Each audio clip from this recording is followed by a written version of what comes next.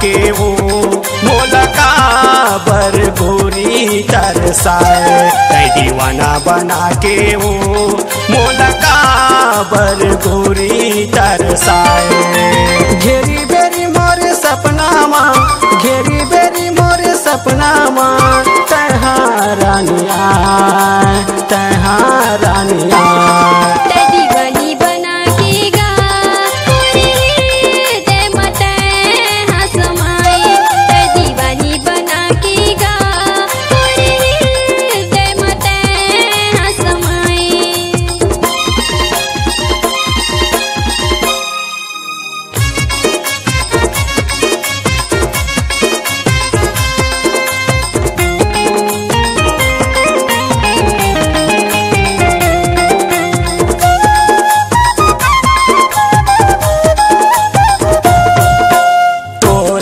मैं रहे न सकूं कैसे मोला लगथे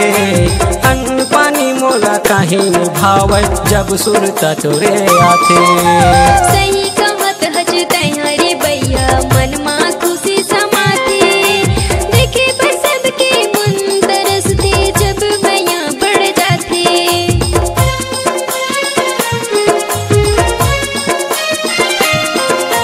तोर बिना मैं रहे न सकूं कैसे मोला लगथे अन्न पानी मोला कहीं निभावे जब सुरत तोरे धरते सही कहत हज तैहरे भैया मन मा खुशी समाथे देखे पर सबके मन तरसते जब भैया बढ़ जाते घेरी बेरी मोरे सपना माँ घेरी बेरी मोरे सपना माँ तहा रानिया तहा रानिया दीवानी बना के गा दे मत हसमाए दीवानी बना के गा दे मत हसमाए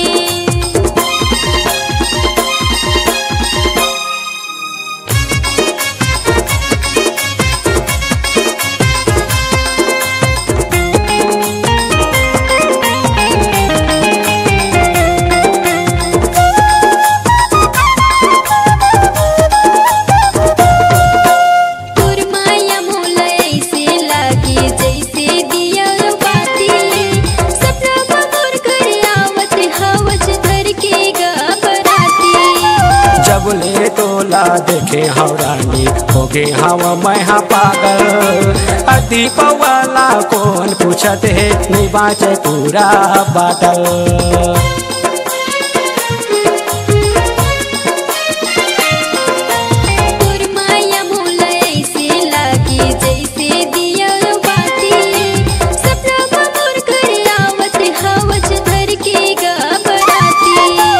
जब ले तोला देखे हवरानी हो गे हवा मैं पागल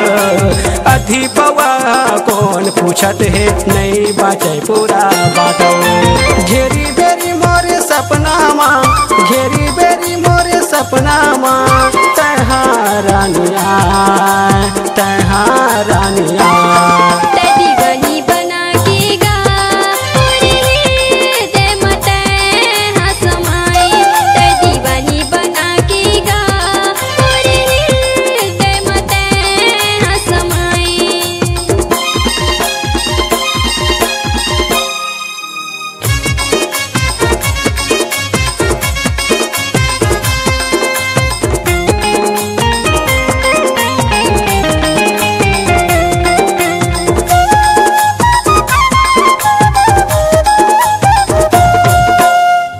बैरागी कस के रहते हम झोला झंकीला धर के देख लेना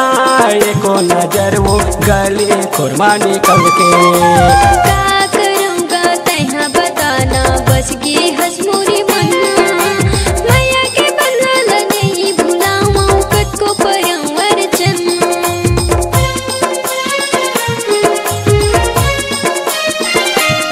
हाँ पावन बैरागी कस के रहते हम झोला झंकीला धर के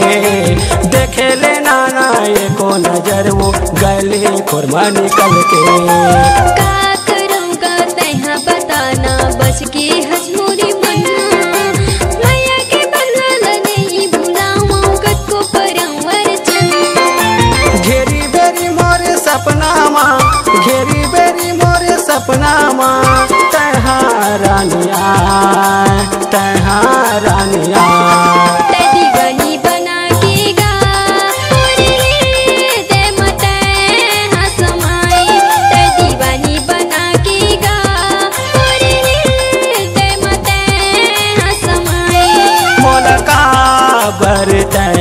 तरसाए पूरी हृदय मत